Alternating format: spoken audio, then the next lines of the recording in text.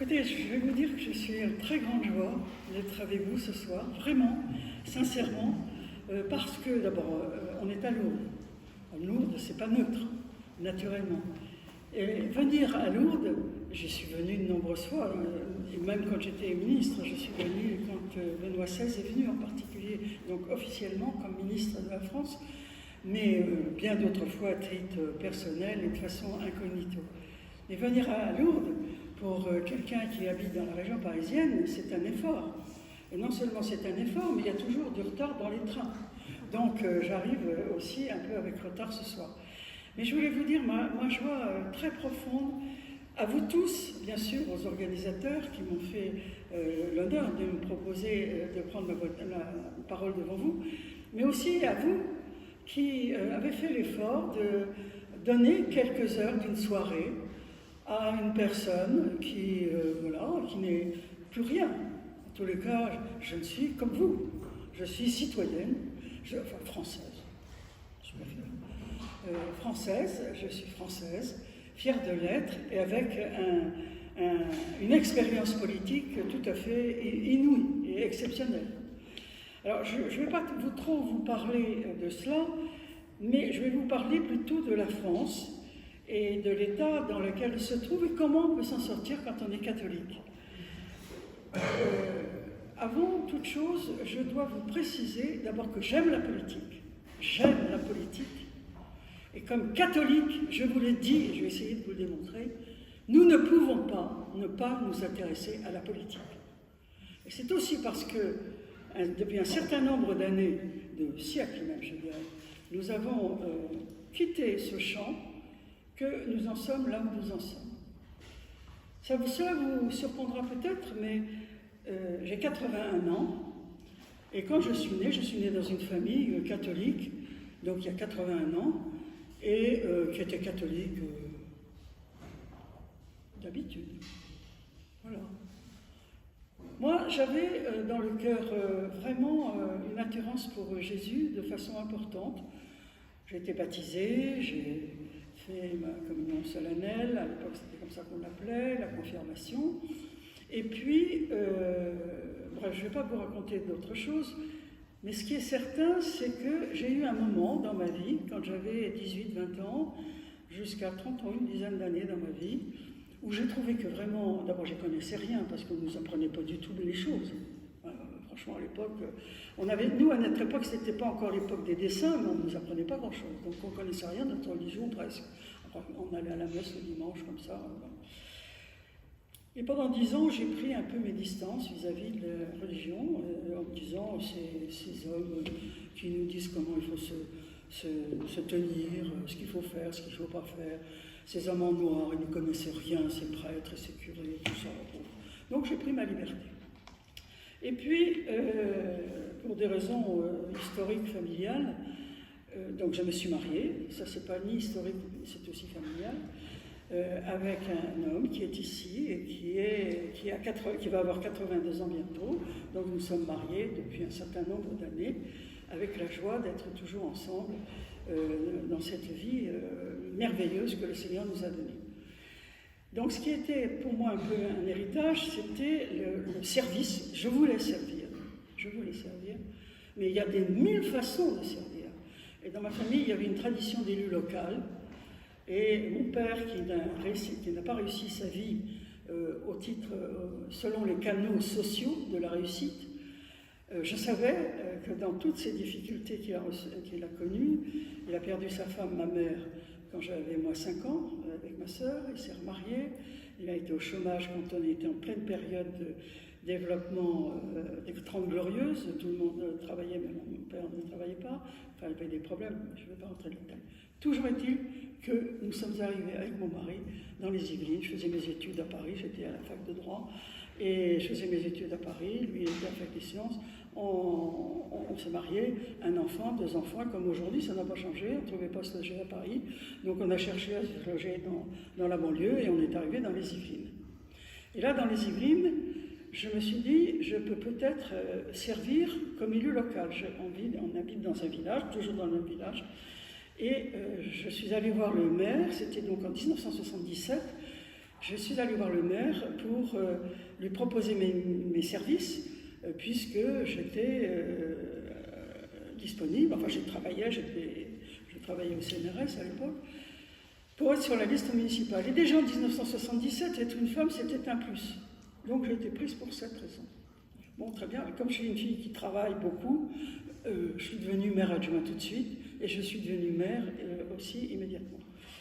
En 1982, je deviens conseiller départemental, pour des raisons politiques que j'explique un peu dans mon bouquin, pas trop, mais Giscard d'Estaing me fait appel quand je gagne le conseil général, puisque je bats un député, j'étais absolument inconnue, et je deviens conseiller général, et les législatives arrivent, je me rapproche de Raymond Barre, très déçu par Giscard, je n'avais même pas fait le lien avec l'avortement, alors que je peux vous dire que c'est ce qui m'a animé, la lutte contre l'avortement a animé toute mon action politique, tout le temps.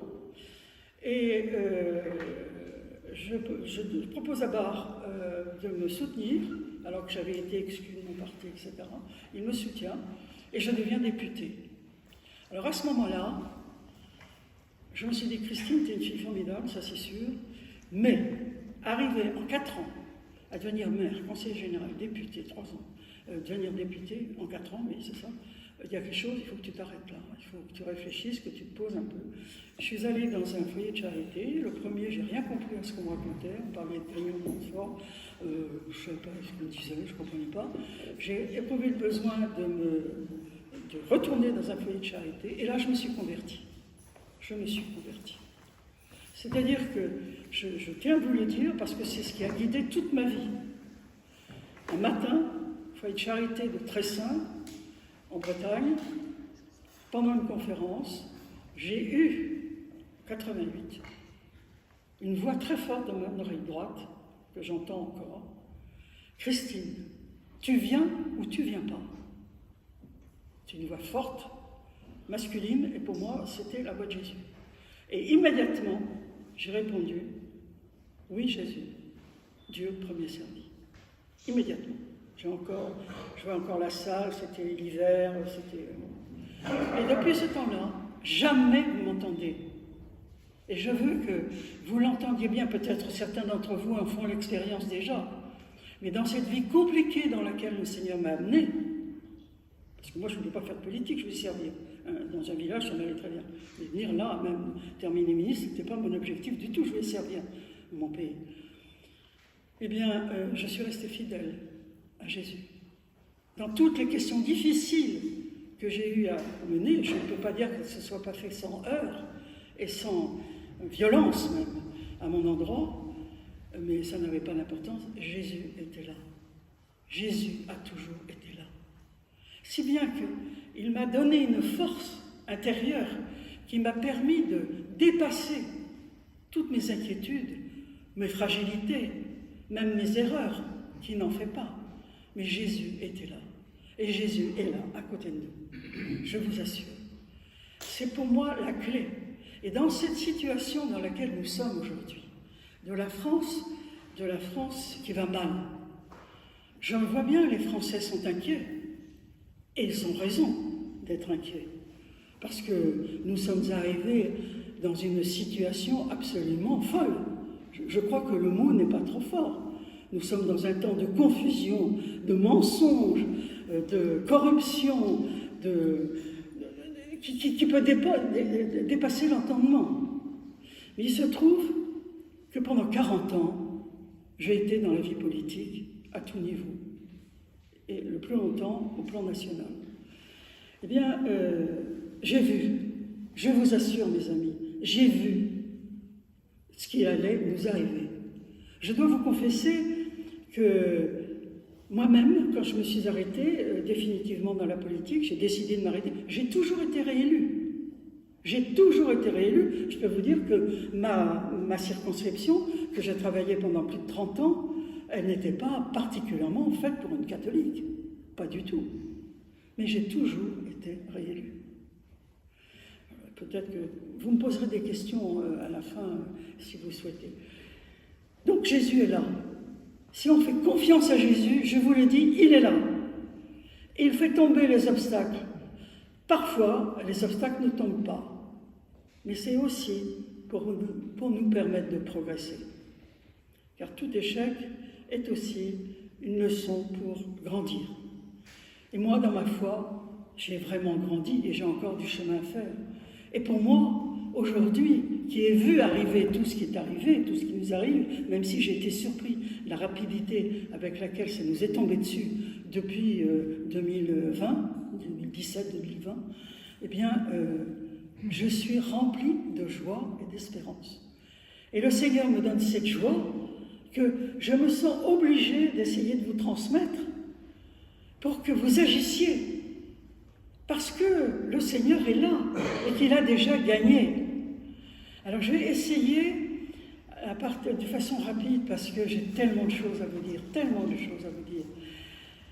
que même en révisant un peu dans le train tout à l'heure, je me disais, mais je ne peux pas tout leur dire, je n'ai pas le temps, il faut que je leur dise ce qui me semble aujourd'hui essentiel. Donc, donc c'est la raison pour laquelle j'accepte des conférences pour pouvoir témoigner de ma foi et de ma foi en politique. La politique est un domaine très difficile, très difficile. C'est un domaine de pouvoir, c'est un domaine de séduction et c'est un domaine d'argent. Alors quand souvent j'entends mes amis, les personnes que je rencontre, dénigrer le monde politique, je leur dis simplement, êtes-vous sûr que vous tiendriez vous-même dans un tel milieu? Avant de juger, essayez de vous engager. C'est facile. Et ça, peut-être que nous y reviendrons dans les questions. C'est facile, nous avons tous tendance, en France, surtout en France, pays que j'aime, nous avons un pays absolument extraordinaire, de beauté, qui a été lumière des nations, de spiritualité, d'intelligence. Nous ne pouvons pas rester inactifs. Je ne suis pas en train de vous dire que tout le monde est appelé à faire de la politique. Non, bien sûr que non. Il faut être bien armé soi-même pour pouvoir résister à ces trois tendances qui sont l'argent, le pouvoir et la séduction. J'en reviens à la situation de notre pays. Très rapidement, vous verrez dans mon livre, j'espère que vous aurez l'intérêt de le lire. Je ne veux pas trop le développer, quoique. Je me permets de dire un certain nombre de choses compte tenu de l'expérience et de l'autorité que j'ai aujourd'hui, à mon âge, après ces 40 ans de vie politique. Il faut, je vous le dis en préambule, et ce sera ma conclusion, si vous voulez que la France sorte du pétrin dans lequel elle est actuellement, il faut renouer avec Dieu. Il n'y a pas d'autre solution. Je vous le dis clairement. Nous sommes dans une époque où tout est fait, et je vais vous l'expliquer pourquoi. Tout est fait pour nous faire mettre Dieu de côté. Mais c'est l'essentiel. C'est l'essentiel. Alors, quelles sont les raisons de ce déclin si rapide, mais que j'ai vu arriver, moi. Je l'ai vu arriver, ça c'est clair. Mais ça a été très rapide, le développement. Bien sûr, mai 68, interdit d'interdire. On ne s'est pas rendu compte, pour les plus anciens qui sont ici, et que moi j'ai bien connu, en 68, j'avais 24 ans. Je n'ai pas suivi du tout 68. Interdit d'interdire. Oh, c'était formidable pour beaucoup de gens. Moi, je ne comprenais pas ce qui se passait à l'époque. Moi, j'étais boursière pour mes études. Je n'avais pas le temps de m'occuper de toutes ces histoires politiques et comment ça s'appelle, ces bagarres, comment ça s'appelle. C'est quoi? Manifestation. Merci, mon chéri. Merci. Donc, voilà, ces manifestations, je m'en occupais pas trop. Interdit d'interdire. Mais quand on y réfléchit aujourd'hui, où nous remarquons la violence qu'il y a aujourd'hui dans notre pays, remarquez combien le fait de dire interdit d'interdire au niveau de la pensée est violent dans ses conséquences. Et en fait, il a fallu 40 ans pour que la violence qui était dans ce concept, dans ce principe de fond, il est interdit d'interdire, il a fallu plus de 40 ans pour que cette violence se traduise dans nos gestes. Je ne développe pas plus que cela, mais c'est tout de même très important. J'avoue que je n'avais pas fait le lien. C'est très récemment que j'ai fait, parce qu'on se demande toujours ce qui nous arrive, on se dit mais qu'est-ce qui se passe? Mais en fait, on ne fait pas suffisamment le lien entre les mots que l'on emploie et les conséquences que vont avoir ces mots. Et du reste, nous sommes tellement aujourd'hui dans la confusion, nous y reviendrons peut-être, c'est qu'aujourd'hui nous ne donnons pas la même signification aux mêmes mots. Nous avons chacun une interprétation différente des mots. Je pourrais peut-être y revenir si je ne vous parle pas de la devise française. Si ça vous intéresse, posez-moi la question tout à l'heure, je vous les montrerai. Donc, le pays, d'abord, il est complètement chaos, on ne comprend plus rien. Donc, dans ce livre, je propose un certain nombre de chantiers qui me semblent très importants à remettre sur pied. Ce livre est sorti aux éditions Teki en novembre 2024, et je dois dire que j'ai des choses nouvelles à vous apporter aujourd'hui par rapport à ce livre. Mais lire le livre est important parce qu'il éclaire beaucoup de choses. Alors donc, quels sont ces 8 chantiers? Je ne vais pas vous les décrire, je vais simplement en choisir 2 que je développerai un petit peu plus. Tout d'abord, la situation de l'État. L'État aujourd'hui est complètement décomposé, n'existe plus, n'a plus d'autorité. Quand on voit un Premier ministre qui n'est pas loin d'ici, que j'ai très bien connu puisque j'étais dans son parti que j'ai quitté, à l'UDF, M. Bayon, proposer, alors qu'un gamin vient d'assassiner une de ses enseignantes avec un couteau, qui va prendre un décret pour interdire la vente de couteaux, alors que les couteaux sont dans les tiroirs de toute leur mère, de toute leur maman, dans la cuisine. Vous voyez bien que c'est une proposition qui est dans l'impasse, qui montre l'impasse absolue, qui montre bien, je ne juge pas M. Bayrou dans cette affaire, mais il est Premier ministre. Le président de la République dit la même chose, du reste, pour les couteaux. Qu'est-ce que vous voulez qu'on fasse? On va pas empêcher aux cuisines et aux cuisinières et aux mamans d'avoir des couteaux dans leur cuisine. Du reste, le pauvre enfant, qu'est-ce qu'il a fait? Il a pris un couteau de la cuisine de sa maman pour tuer cette charmante enseignante. Voilà. Donc, on est dans l'impasse la plus totale. Donc, l'État, l'Europe, bon, ça je ne développe pas parce que c'est pas possible. Hein. Pour moi, il faut s'en aller bien vite. La langue française. Il faut réhabiliter la langue française. Franchement, ça vous verrez dans mon livre, c'est tout à fait développé. Et j'ai eu la chance de très bien connaître Hélène Dancos, qui était secrétaire perpétuelle de l'Académie française, qui était une amie, qui m'a du reste décoré de la Légion d'honneur, eh bien, qui nous a alertés, qui a alerté les politiques sur le déclin de notre langue. Et ça fait partie de notre capital, notre langue.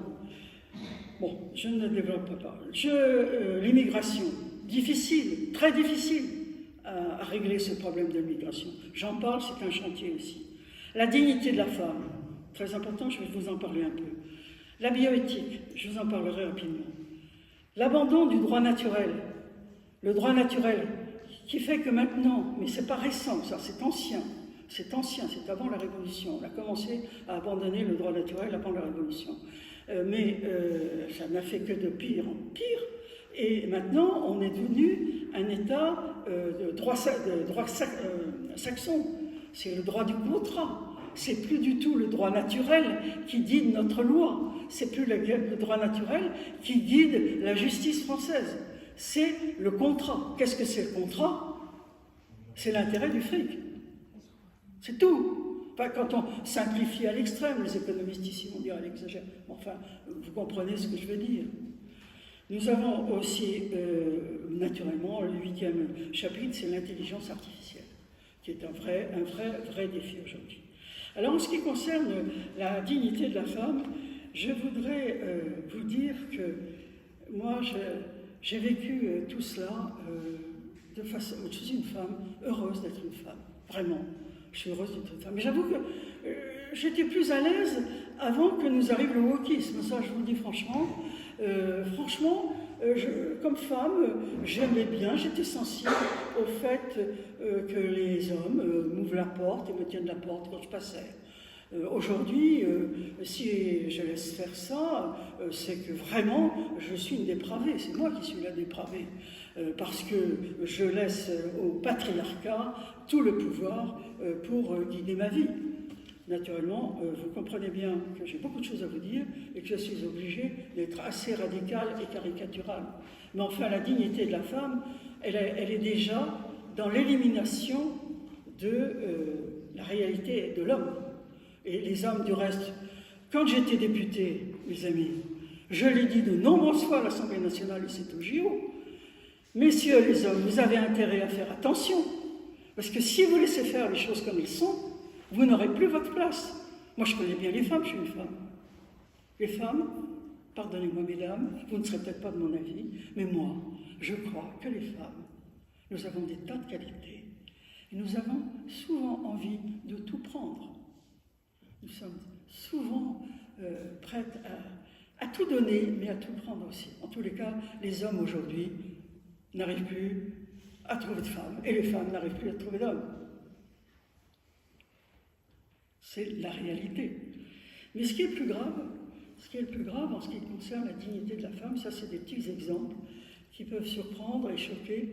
Mais ce qui est le plus grave, c'est qu'à l'occasion des lois bioéthiques, dans les années 93-94, j'étais un député qui était très opposé à ces lois bioéthiques, aux premières lois bioéthiques et aux suivantes du reste. Parce que dans ces lois bioéthiques était intrinsèquement tout ce que nous sommes en train de vivre aujourd'hui, conséquence du mariage homosexuel. Vous savez, j'ai été un chef de file contre le Pax à l'époque. Et aujourd'hui, ce que je pense, c'est pas ce que je pense, parce que c'est la vérité, et je le développe dans mon livre, donc je ne vais pas aller trop loin. Mais moi, quand je mettais mes enfants au monde, dans les années 70, je trouve que j'avais des grossesses qui étaient un peu difficiles, donc il fallait que je reste couchée. Alors qu'est-ce que je faisais en restant couchée? J'écoutais la radio. Ben, c'était le moment où on commençait à nous dire « Mes pauvres femmes », on ne nous disait pas comme ça, mais on disait « Si vous restez à la maison, c'est que vous êtes bonne qu'à passer la serpillière. Il faut que vous retrouviez votre liberté, et donc votre liberté, c'est d'aller travailler. » Donc nous y sommes toutes allées. Et je ne suis pas l'exemple parfait d'une femme au foyer. Ça, je le reconnais, mais j'avais un mari merveilleux qui a compensé. Mais voilà, la réalité, c'est ça, et nous y sommes allés. Et quand on regarde avec recul, je ne dis pas, je ne veux pas réduire la femme à ce que je vais vous dire maintenant, mais cela dit, c'est pourtant son être spécifique. Les femmes, à l'époque, et là j'en suis absolument convaincue avec le recul et mon expérience, ont été appelées parce qu'on avait besoin de bras sur le plan économique, sur le plan des usines, et qu'il fallait trouver des bras. Et on nous a présenté, nous femmes, cette ouverture comme une liberté, qui du reste se rajoutait à la pilule, qui était dans les années 62, 64, 65, sont ces années-là. Donc première liberté qui était donnée aux femmes, ensuite on leur donnait la liberté économique, et donc nous y sommes tout allés. Mais ils sont plutôt allés à l'époque les personnes qui avaient de faibles salaires. Maintenant, il y a des femmes qui ont de très belles situations, et tant mieux, il faut des femmes, bien sûr, et moi je peux vous dire, dans ma circonscription, j'ai tout fait pour qu'il y ait des femmes élues, et qu'elles prennent des responsabilités. Il ne s'agit pas pour moi d'enfermer les femmes, mais de regarder qu'est-ce que c'est qu'une femme. Qu'est-ce que c'est qu'une femme? Quelle est sa spécificité particulière? C'est de donner la vie. C'est de donner la vie. Or, je vous le dis, aujourd'hui, cette mission spécifique de la femme va lui être enlevée. Je l'ai déjà dit au moment des lois bioéthiques dans les années 93-94 et redit d'autres fois. L'utérus artificiel était sur le point de fonctionner dans ces années-là. Aujourd'hui, il marche. Ce n'est pas dit, ce n'est pas fait de façon générale, mais c'est quelque chose qui marche. Et ce que l'on est en train, et c'est pour ça que je suis très hostile à toute cette tendance, et qu'il faut que nous nous réveillons. Excusez-moi de vous couper la parole, mais c'est ce que la Chine... J'aime autant pas, s'il vous plaît, je préfère ne pas, vous me poserez la question si vous voulez après. Je préfère, parce qu'il y a toute une logique dans mon raisonnement. Donc je préfère noter votre question et puis vous me le direz après. Voilà, merci. Mais tout est pardonné ici. Donc, même mes paroles, c'est pour ceux qui pourraient être choqués par ce que je dis, mais c'est pas facile à dire, hein, c'est pas facile à dire. Et moi, je peux vous dire que comme femme, je ne suis pas du tout, heureusement maintenant, je n'ai plus d'enfants, naturellement, je ne veux plus attendre d'enfants. Naturellement, ça fait partie de ma vie aussi. Mais penser que comme femme, on va m'enlever ce moment merveilleux pour une femme de porter la vie, on va nous l'enlever pour des raisons économiques et financières.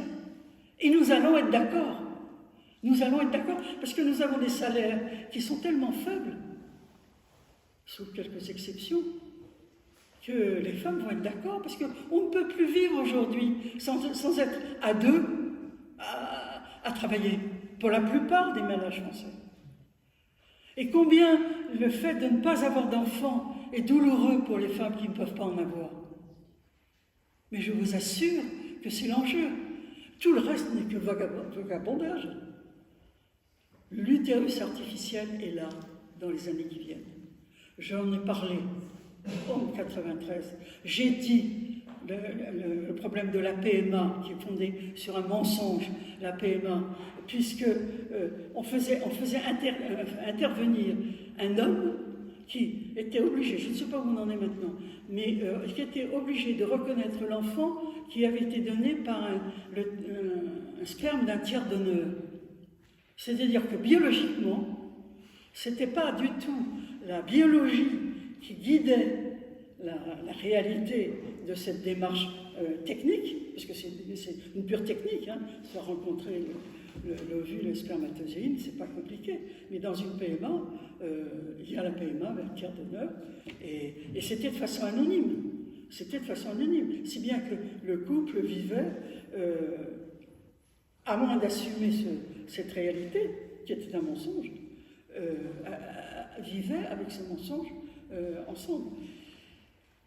Donc, si vous voulez, alors la parité, je vois dans mes notes, la parité, moi j'ai voté contre. Mais vous ne vous souvenez pas des discussions de l'époque. Pour justifier la parité, eh bien, on nous mettait comme les vaches. Hein. C'est-à-dire qu'il fallait avoir un pourcentage de femmes sur chaque liste, c'est toujours le cas, du reste maintenant. Et moi je suis tout à fait favorable à ce que les femmes s'engagent en politique. Moi, je n'ai pas eu besoin de la parité pour faire la carrière que j'ai faite. Pas du tout. Mais aujourd'hui, à ce moment-là, la parité, on était considéré comme moins que rien. Moins que rien. Prenez n'importe quelle femme. Parce qu'en plus, les femmes, elles n'ont pas trop envie d'aller faire la politique, parce que c'est estimé pas suffisamment compétentes, etc. Les femmes, on a toujours peur de ne pas être compétentes. Mais si, on est tout à fait compétentes et capables. Enfin bref. Donc, voilà. Donc, je pense que là, dans cette histoire d'utérus artificiel, qui est beaucoup plus important que les autres exemples que je vous ai donnés auparavant pour illustrer le propos de la femme, parce que là, c'est la dignité de l'être de la femme qu'on est en train de toucher. C'est-à-dire, et ça rejoint ce qui nous est proposé aujourd'hui, le sexe neutre. Le sexe neutre. On peut choisir d'être un homme, on peut choisir d'être une femme. Si on est un homme, on peut choisir d'être une femme si on est un homme, et puis l'inverse, c'est pas aussi. Voilà. Aujourd'hui, on est là. C'est-à-dire que le sexe doit être neutre. Je disais toujours à mes amis, enfin mes amis ou personnes que je rencontrais, notre religion est une religion absolument magnifique. Moi, j'ai beaucoup travaillé depuis, à l'époque, avant de me convertir, je ne connaissais pas bien, mais maintenant, j'ai fait des études de théologie, je suis quand même un peu plus calé. J'ai encore des tas de choses à apprendre, mais je sais. Mais tout ceci pour vous dire, flûte. Notre religion est magnifique. Oui, notre religion est magnifique, merci, parce que c'est la religion de la liberté. C'est une religion de la liberté. Moi, je suis amoureuse de la liberté. J'aime la liberté. Il n'y avait qu'une seule chose dont on n'était pas libre, c'était notre sexe, figurez-vous. Eh bien, on est en train de nous le retirer. Et nous faire croire, par vanité, que nous sommes capables de changer de sexe. Voilà. Bon, écoutez, je n'insiste pas plus. J'ai suffisamment parlé sur la dignité de la femme. Mais je vous demande, aux hommes comme aux femmes, faites attention. Faites attention. Le danger est là. On va nous enlever, et si vous enlevez l'être, la spécificité féminine, qui est de porter un enfant, mais les hommes, vous en aurez des conséquences également. C'est l'humanité qui sera touchée. Ne croyez pas que ce sera que les femmes. Et rien n'est fait pour éclairer l'intelligence des personnes, en l'occurrence ici des femmes. Sur les lois bioéthiques, écoutez, je ne vais pas trop vous en parler, mais tout était inscrit dans ces lois bioéthiques. Et déjà, nous justifiions à l'époque, pas moi, mais la suprématie du droit collectif au droit biologique. C'est-à-dire, la biologie est seconde par rapport à l'intérêt du collectif. Et donc, et ceci c'est vérifié, je veux dire, mais je ne vais pas vous parler des lois bioéthiques, je vais simplement vous faire un rappel pour illustrer. On en parlera peut-être si vous le voulez tout à l'heure, mais nous sommes en ce moment, je dis nous, parce que je vis comme si j'étais là-bas, je peux vous dire, je suis tous les jours ce qui se passe à l'Assemblée. On ne peut pas, quand on est passionné par la politique, moi je ne peux pas ne pas tenir compte, parce que je sais combien c'est important ce qui se passe là-haut. Eh bien, je veux simplement vous dire, les bioéthiques 93-94, j'avais déposé des amendements à l'époque qui étaient fondés sur la loi allemande et qui, à l'époque, étaient très restrictives en Allemagne parce qu'ils étaient proches de l'eugénisme qu'ils avaient connu sous Hitler et la loi bioéthique était très restrictive. Donc moi, je me suis inspirée d'amendements allemands pour mes lois bioéthiques.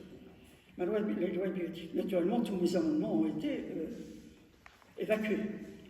Donc les lois bioéthiques sont passées. Et on en arrive là où on en est aujourd'hui. Alors, je ne vais pas vous parler de loi bioéthique, mais je vais simplement vous dire, aujourd'hui, en ce qui concerne l'euthanasie, c'est monstrueux. Je pourrais vous en parler plus longtemps, mais j'ai d'autres choses à vous dire qui me sont encore plus importantes. L'euthanasie, cette loi d'aujourd'hui, telle qu'elle est prévue en première lecture à l'Assemblée nationale, qui va aller au Sénat, qui j'espère sera un petit peu plus restrictif, mais l'ambiance est là, et sauf si, peut-être que le Seigneur veut que cette loi ne soit pas votée. Il ne faut pas oublier que quand il y a eu la dissolution en acte politique est un acte incompréhensible, absolument incompréhensible.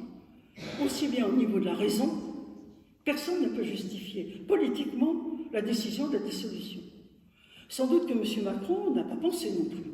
Du reste, personne ne donne d'explication. Moi, je pense que le Seigneur est intervenu pour faire en sorte qu'il y ait la dissolution. Voilà.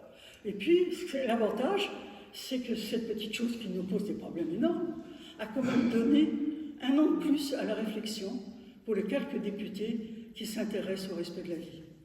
Et pour avoir un de mes anciens délégué national de mon parti, le Parti chrétien-démocrate, qui est maintenant député, et qui s'est battu comme un diable, et je suis fier de lui, parce que je me dis au moins, il y a une relève, enfin, il est tout seul. Voilà. Il m'a dit que pendant cette année, il avait commencé à faire évoluer certains parlementaires par rapport à leur regard initial. Et aujourd'hui, nous avons encore, croyez bien, c'est pas fini, on a plus d'un an devant nous, avant qu'on arrive au vote définitif. Si bien que nous avons la responsabilité, chacun, de prévenir nos amis, nos parents, sur les enjeux de cette loi. Alors cette loi sur l'euthanasie telle qu'elle est écrite aujourd'hui est la plus permissive au monde. Vous m'entendez? La plus permissive au monde. Et je vous le dis aussi clairement, je ne l'ai jamais fait dans ma vie quand j'étais élue, parce que j'ai toujours beaucoup de respect pour tout le monde, même mes pires adversaires. J'ai du reste appris le pardon, je sais pardonner grâce à la politique, c'est pas un mince cadeau. Maintenant, je sais pardonner, ça m'a mis du temps, mais je sais pardonner. Et j'en remercie le Seigneur, j'en rends grâce au Seigneur. Mais donc, cette loi est franc-maçonne. Elle est totalement franc-maçonne. Il ne faut pas avoir de justice. Il ne s'en cache plus. Il ne s'en cache pas, c'est une loi franc-maçonne. Elle n'est absolument pas sur nos valeurs.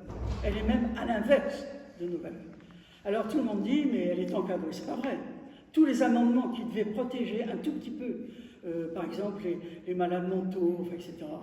Ils ont même créé un délit d'entrave.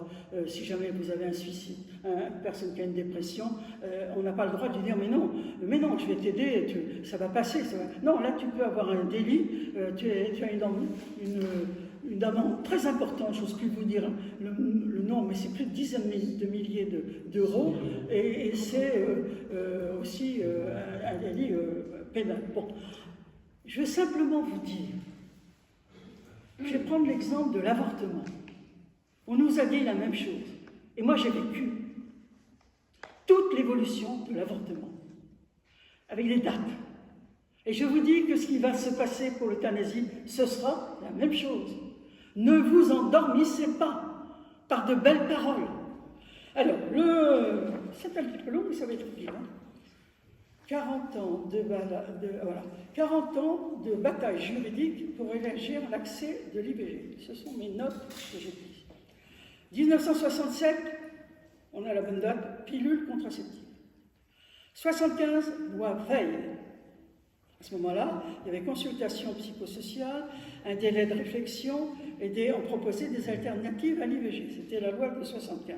Pour avoir bien connu Madame Veil, naturellement, nous étions très opposés, et ce n'était pas une femme qui avait un caractère facile, ça je peux vous le dire, mais moi je l'ai connue, du reste elle était là, elle aussi, quand j'ai été décorée. Ce qui s'est passé avec sa loi, c'est pas ce qu'elle voulait. C'est pas ce qu'elle voulait. Je ne me fais pas l'apôtre de Madame Veil, mais je vous le dis, parce que j'ai eu de très grandes discussions avec elle, et ce n'est pas sa volonté. Donc 75, loi Veil. 82, remboursement de l'avortement de l'IVG par la Sécu. 1993, création du délit d'entrave. 2001, allongement au-delà de 12 semaines et suppression de l'autorisation parentale pour les mineurs. Modification du livret guide qui donnait différentes possibilités pour éviter l'avortement. 2013, remboursement à 100%.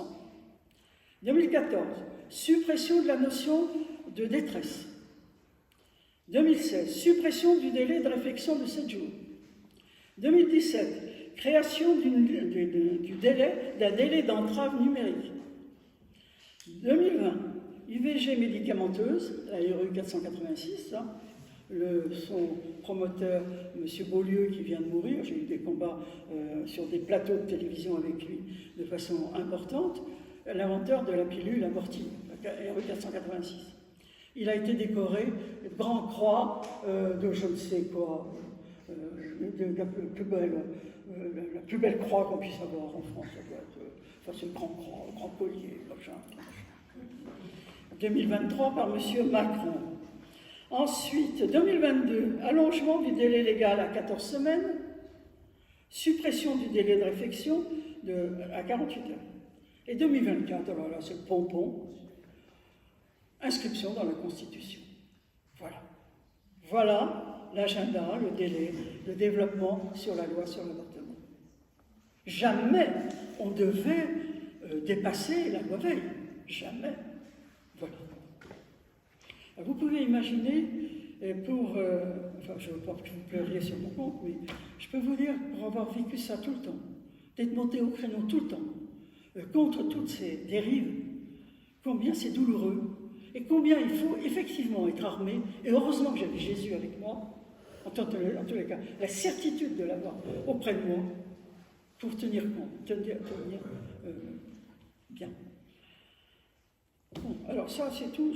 Alors, je vous ai donné quelques exemples, vraiment, qui me semblent intéressants, mais vous verrez des développements dans le livre. Par contre, maintenant, je voudrais rentrer sur quelque chose qui me semble plus important. Je ne sais pas si ça fait trop longtemps que je parle, pourtant je rentre dans l'essentiel. Excusez-moi. Je voudrais vous donner les clés qui nous ont permis d'accepter l'inacceptable. Quand je dis « nous », c'est parce que je parle bien sûr des politiques, mais je parle aussi du peuple de France. Parce que le peuple de France a laissé faire. Les catholiques ont laissé faire aussi. Je peux vous dire, et sans regret et sans accusation, mais pendant plus de 20 ans, comme parlementaire, toujours sur la vie, le respect de la vie, je n'ai pas été soutenue par l'Église catholique. Ça m'a fait souffrir. Mais maintenant que je connais un petit peu mieux l'Église catholique, vous savez, nos évêques, ils sont dans une situation épouvantable. Épouvantable. Et c'est tellement facile d'accuser Pierre, Paul, Jacques, Marc, de ne pas avoir fait ce qu'ils devaient faire. Combien de fois j'ai attendu des paroles fortes de nos évêques qui ne sont pas venus. Mais nos évêques, ils sont comme nous tous. Ils ont aussi besoin d'être encouragés, d'être réconfortés et de ne pas être toujours critiqués. C'est terrible, vous savez, d'être évêque. C'est vraiment difficile, vraiment difficile. Et nous ne sommes pas, nous catholiques, suffisamment miséricordieux vis-à-vis d'eux. Ce sont des êtres comme nous, comme les politiques, comme vous, qui sont capables de faiblesse, qui sont capables d'erreurs, qui peuvent être sensibles à la pression. Et malheureusement, les pressions, j'étais plutôt dans le négatif du regard qu'on portait sur eux. Moi-même, quand je vous parlais des braves gens, braves hommes, habillés en noir, qu'est-ce qu'ils avaient à me donner des leçons? Qu'est-ce qu'ils avaient à me donner des leçons? Qu'est-ce qu'ils connaissaient de la vie, ces gens-là? Et malheureusement, beaucoup n'ont pas eu la chance d'avoir cette voix que j'ai entendue au foyer de charité de Tresson. Alors, je voudrais vous parler de 3 choses qui semblent être des clés qui expliquent que nous ayons tous accepté l'inacceptable. Je voudrais vous parler de la laïcité à la française. La laïcité à la française, d'où vient-elle? La France est le seul pays au monde, vous m'entendez? Le seul pays au monde où l'on conçoit la laïcité comme nous la concevons en France. Et comme nous sommes un peuple orgueilleux, nous sommes très fiers de notre laïcité. C'est presque notre identité. Ça fait partie de... Voilà. En fait, les racines, mais on pourrait aller un peu plus loin du reste, mais je commence à la Révolution de 1789. En 1789, suivi par la loi de 1905 de la séparation de l'Église et de l'État, avait comme objectif, suivant en cela les philosophes des Lumières du XVIIIe siècle, la volonté de faire en sorte que le pouvoir religieux s'efface et même disparaisse. À la limite, ce n'était même pas le pouvoir religieux, c'était Dieu, pour pouvoir créer un homme nouveau. Nous en sommes arrivés à cet homme nouveau, en choisissant sexe, on fait des tas de choses extraordinaires. On a commencé par enfermer la religion dans la sphère privée. La sphère privée et la sphère publique. Si bien que dans notre expression publique, nous n'avons plus osé parler de notre conscience, de ce que nous avions dans la sphère privée. La personne humaine, qui tente à l'unification, à l'unité, a été, au cours des années, des siècles, c'est pas si vieux, 1789, par rapport au début de la France, c'est quelques bribes, hein, ça fait 200 ans, 150 ans, c'est tout, il y a des milliers d'années derrière. chrétienne. Mais donc, petit à petit, au cours de ces 200 ans, s'est installée chez nous cette certitude qu'il fallait séparer vie privée et vie publique. Et moi, je peux vous donner des témoignages. Je tairai le nom par charité, mais j'ai eu des collègues politiques qui étaient catholiques. Moi, je ne suis pas jugé, je ne sais pas, mais qui se déclarant catholiques. Et des personnalités de haut rang, pas le député de base. Me dire, Christine, mais tu as raison, je suis complètement d'accord avec toi. Mais tu sais, je ne veux pas imposer ce que je crois dans ma vie privée à mes électeurs. Je vais donc dire le contraire, mais je vous assure que c'est vrai. Je ne vous raconte pas de mensonge. Je vais dire exactement l'inverse, surtout aux journalistes, en imaginant la réponse qu'il va faire, comment il va traduire ma réponse à leurs questions. Et je suis amenée à dire l'inverse de ce que je pense. Quand cette personne m'a dit cela, j'avoue que les bras m'en sont tombés. Et c'est une personne qui avait un haut rang dans la vie politique française, qui a été ministre plusieurs fois. Et du reste, ce qui était extraordinaire, je pense qu'aujourd'hui ça serait moins facile. Et à l'époque, moi j'ai tout de suite dit que j'étais catholique. Hein. Du reste, vous savez, quand on est converti, c'est extraordinaire, on ne peut pas se taire. C'est ça ce qu'il faut, moi. Moi je ne peux pas me taire. Je suis obligée de dire que j'aime Jésus. Qu'est-ce que vous voulez? Ça peut paraître direct. Je ne suis pas cinglée du tout. Hein. Mais je vous assure que je suis obligée de crier ma joie, qui me donne la force et qui me donne le courage de dire un certain nombre de choses. Donc, cette séparation-là nous a en fait déstabilisés. Et petit à petit, nous n'avons plus, nous, catholiques, fidèles, les fidèles, nous n'avons plus parlé vraiment. Et ça, moi j'ai vécu ça. J'ai vécu ça. Et les évêques nous sont tués. Et puis, le monde bougeait, et puis il fallait être à la mode, et puis sur le plan économique, tout marchait bien, donc on était contents, on nous donnait de quoi remplir nos paniers, d'acheter la dernière bricole à la mode, on pouvait... Donc, mais c'était formidable. Ma génération était complètement à côté de la plaque. Moi j'ai toujours été, je vous dis, j'étais contre 68, j'ai toujours été contre ma génération, que j'aime bien sûr, puisque j'en fais partie, mais je n'ai jamais été d'accord avec ma génération. Je ne sais pas pourquoi, mais c'est comme ça. En tous les cas, quand je vois le résultat où nous en sommes, je ne pensais pas le voir de ma vie. Je ne pensais pas. Honnêtement, ça a été tellement vite, je ne pensais pas le voir. Mais donc, voilà ce qui s'est passé dans cette histoire de laïcité. Et donc, il faut absolument que nous apprenions à choisir aujourd'hui. Vous savez, on ne va plus pouvoir continuer à jouer les uns et les autres. Ici, nous sommes, je pense, dans une grande majorité de personnes catholiques. Il y a peut-être des athées, il y a peut-être même des francs-maçons, j'en sais rien, ça m'est égal. Moi, je vous dis que l'enjeu pour la France se relève demain, c'est que nous disions oui à Dieu. Et c'est notre question qui nous est posée, vraiment profondément. Et la laïcité à la française, qui sépare l'intime de la vie publique, est un poison permanent pour nous. La deuxième chose que je voulais vous dire aussi, c'est une interprétation qui est remise en cause. Pas vraiment remise en cause parce qu'en fait c'est très ancien, c'est une mauvaise interprétation de la fameuse phrase de Jésus « Rendez à César ce qui est à César et à Dieu ce qui est à Dieu ». La France s'est engouffrée dans une interprétation, et là je vous dis sur le plan théologique, mais c'est tout à fait fondé, et je vais vous le démontrer.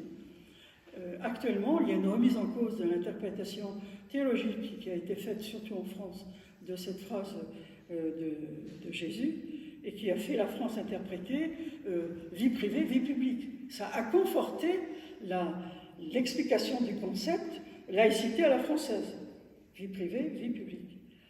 Et donc l'interprétation, c'est-à-dire Jésus dit à ceux qui voulaient lui poser un piège, qu'est-ce qu'il y a sur La pièce, là, qu'est-ce que vous voyez? C'était pour l'impôt, vous vous souvenez de ça? La pièce, qui voyez-vous? César. Hein? L'impôt, vous le donnez à César. Et retournez la pièce. Qu'est-ce que vous voyez de l'autre côté? C'est l'homme. Et l'homme est à l'image de Dieu. Et même César est sous la domination de Dieu. Ce n'est pas du tout une séparation. Pas du tout. Ce qui est dit dans la réponse de Jésus, c'est une réponse tout à fait claire. C'est nous en France. Alors nous, on est contents. Hein. Notre laïcité, c'était formidable. C'était l'eau qui était donnée en plus au moulin. Alors, je voudrais retrouver mes notes, parce que ce n'est pas une invention de ma part, ce n'est pas une invention de certains théologiens un peu zinzin. Non, non, pas du tout. La première qui en a parlé, c'est Saint-Hilaire, qui s'interroge au IVe siècle sur ce qu'est la monnaie de Jésus. Au IVe siècle.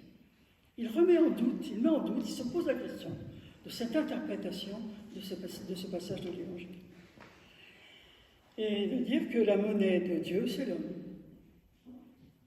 qui est à l'image de Dieu. Et même César, qui est le grand politique responsable du monde de l'époque, est sous le regard de Dieu. Et que c'est Dieu qui lui donne aussi ses dignités. Donc voilà, mais alors, plus récemment, le pape François, je sais qu'il nous a dérangé un peu de temps en temps, mais enfin, moi je pense, il m'a dérangé moi, mais quand il est mort, je ne sais pas pourquoi je me suis pas fichu, c'est un grand pape, parce qu'il m'a fait poser un certain nombre de questions, cet homme. En tous les cas, je vais être très précise. Dans son évangélique du 22 novembre 2017, a repris cette idée de Saint-Hilaire. Je le cite, « L'effigie de César, gravée sur la monnaie, dit qu'il est juste de se sentir citoyen de l'État, mais cela fait penser à l'autre image qui est imprimée en tout homme, l'image de Dieu. » Je vous donne cela parce que ça me semble être vraiment très important pour un catholique de réfléchir à ça. Il faut que nous arrivions à reconstruire notre unité intérieure pour que nous ayons la force d'être des témoins et de retrouver cet accord avec Dieu. Je le crois profondément. Donner à César nos richesses et notre loyauté dans l'action ne nous dispense pas de garder pour Dieu notre conscience.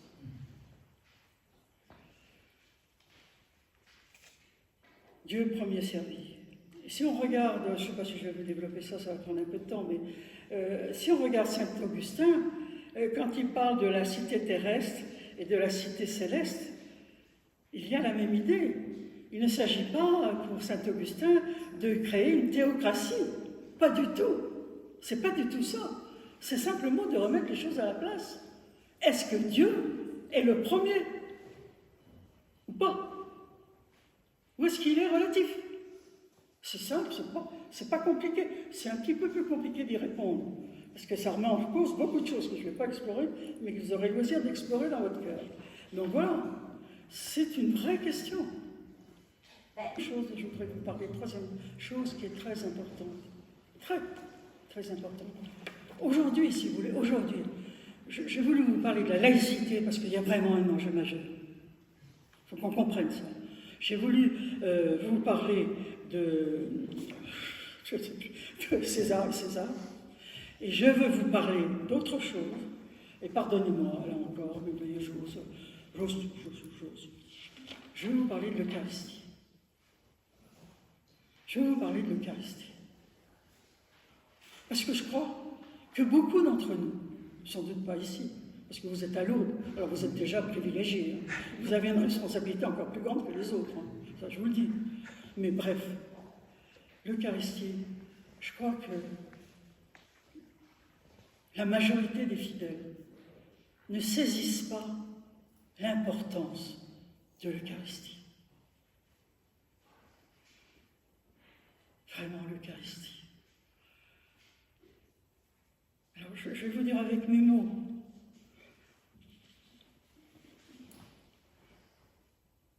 Est-ce que nous sommes conscients de ce que le Christ a créé pour l'éternité, cette création inouïe pour les chrétiens, de nous donner son corps sous la forme du pain et du vin? Est-ce que nous réalisons cette création incroyable, et incroyable, si on s'arrête 2 secondes? Et pourtant, les conséquences politiques de cette création sont immenses, immenses. Vous le savez, l'Eucharistie rassemble tous les temps et tout l'espace. L'assemblée eucharistique que nous constituons, quand nous allons à la messe, construit un monde nouveau. Nous avançons et nous construisons par notre prière et par cette Eucharistie, nous participons à la construction d'un monde nouveau. Est-ce que nous remarquons suffisamment que l'assemblée eucharistique construit un monde nouveau? Et le corps du Christ est la spécificité de notre Église. Est-ce que nous sommes conscients de toutes ces choses particulières, inimaginables, inouïes, je pense que c'est le mot. Parce que si on s'arrête à chacune de ces constats, on a même de la peine. Enfin, moi, j'ai de la peine à l'intégrer. Tous les temps, nous revivons la passion et la résurrection à l'Eucharistie. Et nous le vivons en temps réel, puisque tout est rassemblé pendant ce moment. L'Eucharistie, elle fait mémoire du corps torturé du Christ. On ne peut pas séparer la scène de l'acharnement des bourreaux sur le corps du Christ. Nous ne pouvons pas non plus le séparer de sa résurrection. Et quand on regarde le premier aspect, celui de la torture du Christ, comment ne pas voir combien notre corps, aujourd'hui, au XXIe siècle, est malmené? Comment ne pas se poser la question? Pour les chrétiens, l'Eucharistie, c'est donc à la fois le corps bafoué de Jésus et son corps glorieux. C'est à la fois le mal et la résurrection. L'homme d'aujourd'hui est en péril de mort. C'est ce que je dis dans ce livre. C'est ce que je dis dans ce livre. Le vrai sujet d'aujourd'hui, le vrai enjeu d'aujourd'hui, c'est que l'homme est en péril de mort. C'est ce que dit l'Apocalypse. Vous le verrez. L'incomparable dignité de notre corps à cause de notre Dieu. Le Christ a, dans la France, puisé ses racines. Pour moi, c'est une certitude.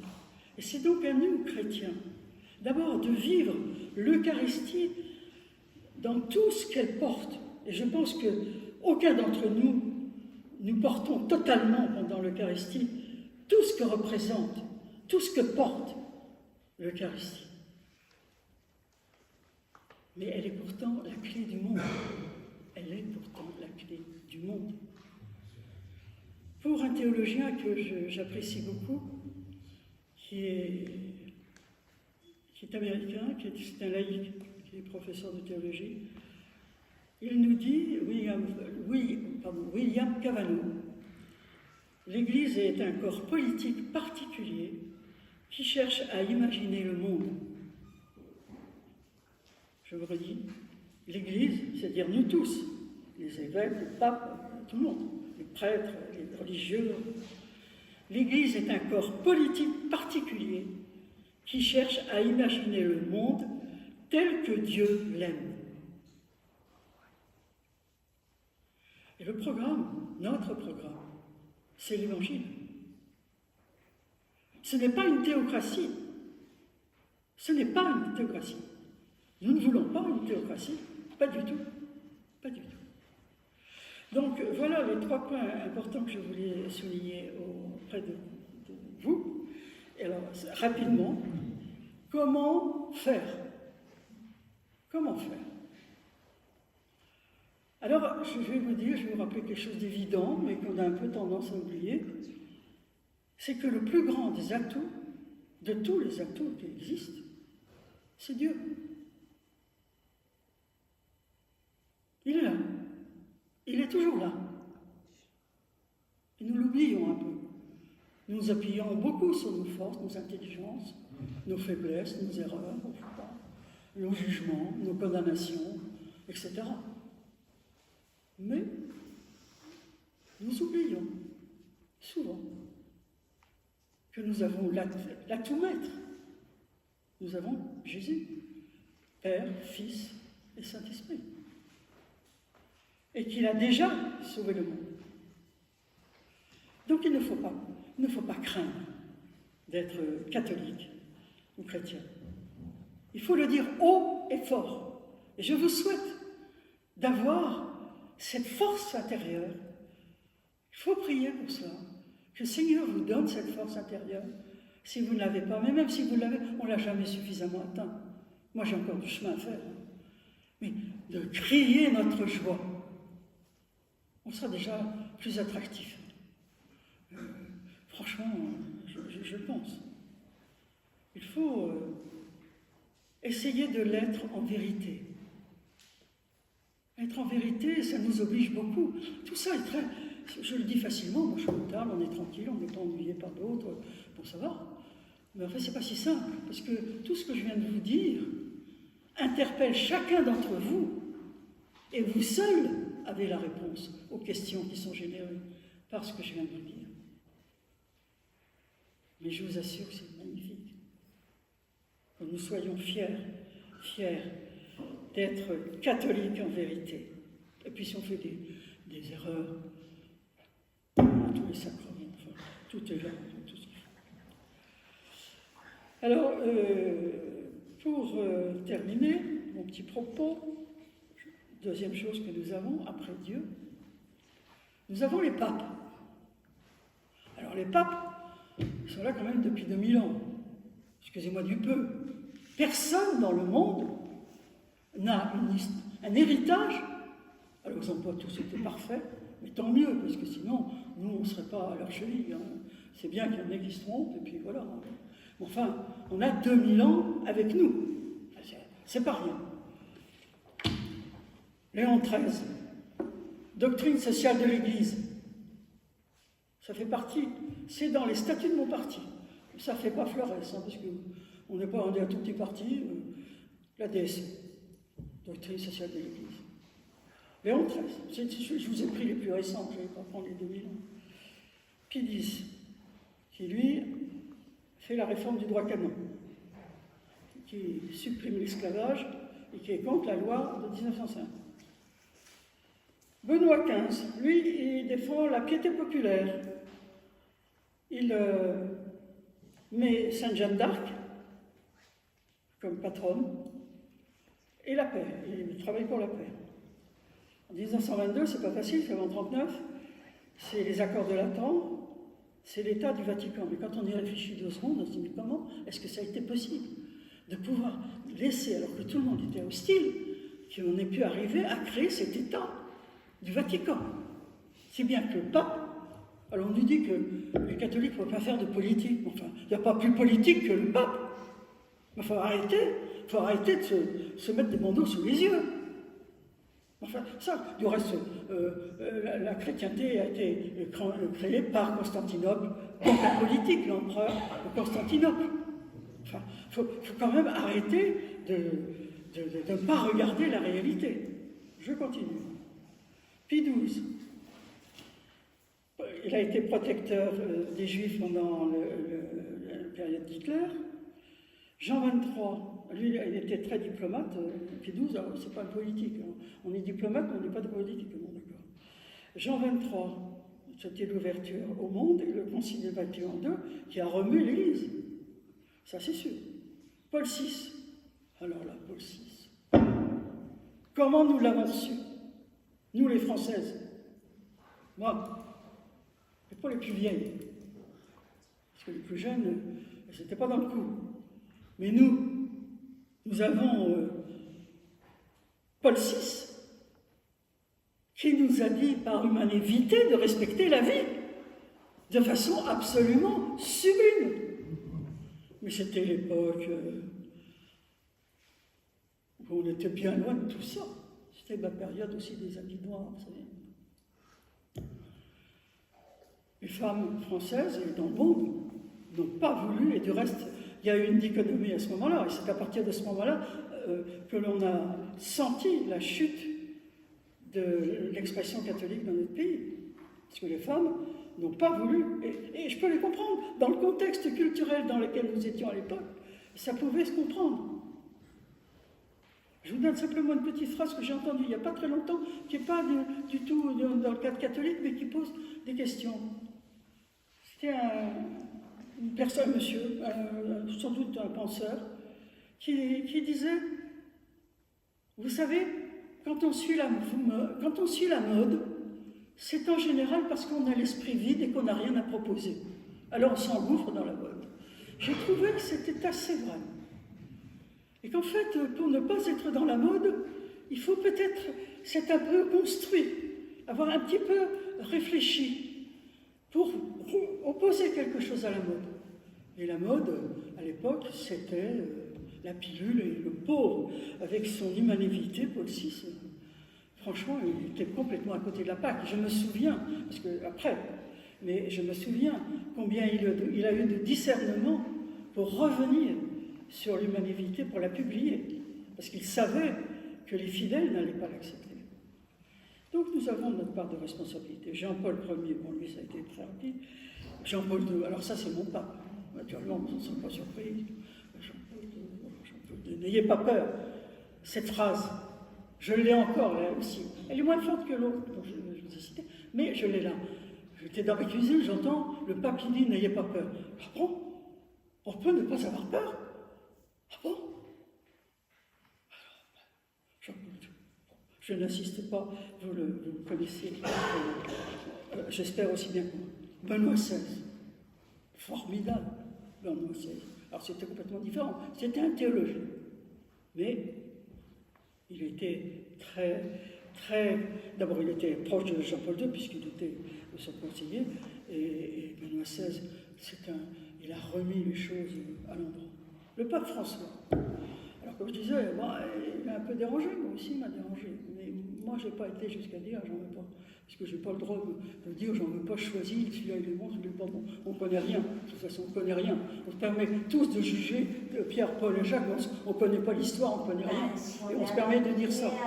Pape François a eu pour moi une question très importante, qui a été de dire qui suis-je pour juger? Qui suis-je pour juger? Et puis, alors là, maintenant nous arrivons Léon XIV. Alors là, écoutez, ça fait pas longtemps qu'il est là, mais alors là, l'Esprit Saint a soufflé. Enfin, pour moi, franchement, là, il va nous sauver celui-là. Hein. Enfin, s'il continue sur ce chemin, franchement, il va nous sauver. C'est incroyable. Incroyable. Alors peut-être que dans 2 mois, il se sera complètement retourné, j'en sais rien, mais je ne le pense pas. Alors en plus, il est... donc je vais arrêter parce que vous allez croire que j'exagère, mais franchement, Léon XIV, quelle a été sa première phrase? Quelle a été sa première phrase? Le diable, hein, quand il est apparu, le mal ne prévaudra pas. C'est exactement le n'ayant pas peur de Jean-Paul II. Exactement le même. Donc, voilà, on n'est pas démunis. On n'est pas du tout démunis. Donc, tout est là. Et alors, la dernière chose, mais j'en parlerai pas plus longtemps, parce qu'il faut savoir s'arrêter, nous avons la France. Excusez-moi. Les pieds dans la glaise, pour nous, c'est la France. C'est la France. Rendez-vous compte, là aussi, de l'histoire que nous portons et que nous sommes prêts à abandonner, certains le croient, et vont même nous faire un certain nombre de combats pour nous faire fléchir, pour arriver à créer cet homme nouveau qui ne veut plus de Dieu. Ça va continuer.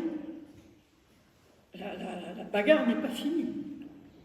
Mais la France, à son histoire, à son intelligence, à ses racines, à ses paysages, à ses saints, enfin, appuyons-nous sur cette réalité-là. Arrêtons de nous faire laisser marcher sur les pieds pour nous dire que les pires horreurs sont notre pays. Bien sûr qu'on a fait des bêtises. Ça, c'est sûr qu'on en a fait. Mais on en a fait de très belles aussi. Et nous étions, parce que malheureusement, on est obligé de le mettre à l'imparfait, nous étions un pays d'équilibre. Je ne dis pas que l'histoire a été un long fleuve tranquille de la France, pas du tout. Et du reste, quand on la connaît un peu plus, cette histoire de la France, moi en tous les cas c'est mon cas, j'avoue que pour avoir travaillé sur un certain nombre pages de l'histoire de France, ce que nous avons connu était absolument terrible. Et les gens, je m'imagine, les personnes qui vivaient à ce moment-là, devaient être dans la même inquiétude que celle que nous avons aujourd'hui par rapport à l'état de notre pays d'aujourd'hui. Donc, voilà ce que j'ai à vous dire. N'ayez pas peur d'être catholique. Dites-le, soyez-le. Nous avons des atouts. Essayez de faire tomber les bandeaux qui sont sur nos yeux et qu'on n'arrête pas de nous mettre. Soyez ce que vous êtes. Et vous verrez, la France va se relever. Et c'est la raison pour laquelle je suis avec vous ce soir. Je vous remercie.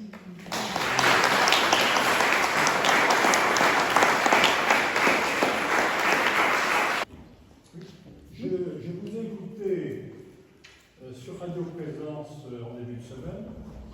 Il y avait longtemps que vous n'avez pas écouté. J'ai apprécié votre propos. J'ai été surpris quelquefois. Notamment parce que vous avez parlé de la famille et ce qu'on apprend dans la famille, y compris l'inégalité. Je crois que vous avez souligné ce point-là.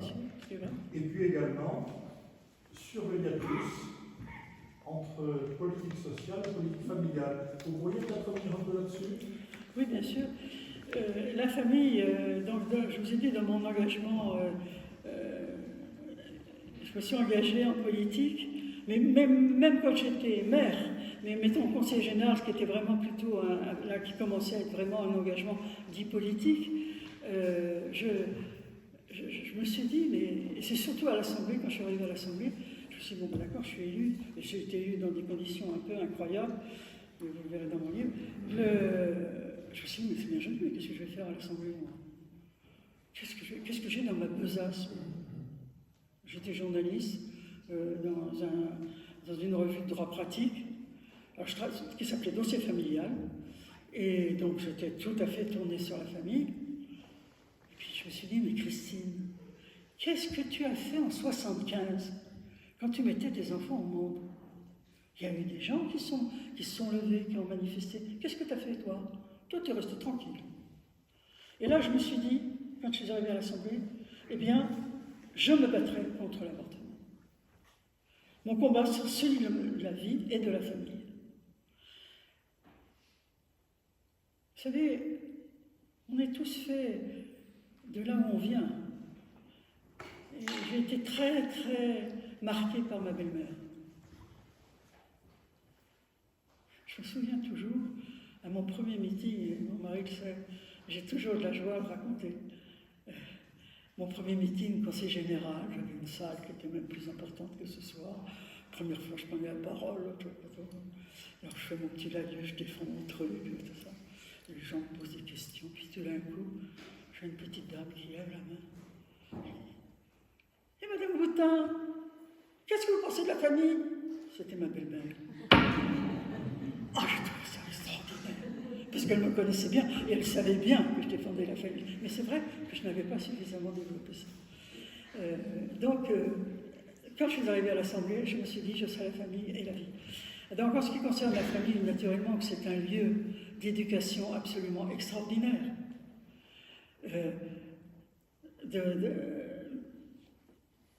Et je ne dresse pas un tableau de la famille idyllique. Parce que toutes les familles ne sont pas idylliques. Je vais vous dire, moi j'ai perdu ma mère, j'avais 5 ans. C'est donc un drame. Jusqu'à la fin de ma vie, j'ai cette souffrance, cette blessure dans le cœur, je sais que j'en ai tout le temps. Elle a été remplacée par une femme, mon père s'est marié avec une femme qui a été remarquable, qui a fait ce que je suis devenue, mais elle n'est pas ma mère. D'où ma sensibilité sur le biologique et le social, dont je faisais allusion tout à l'heure. Aujourd'hui, nous donnons plus d'importance, c'est plus la biologie qui compte, mais c'est le social. Et donc, pourquoi je vous dis ça? Donc vous voyez, toutes les familles ne sont pas idylliques.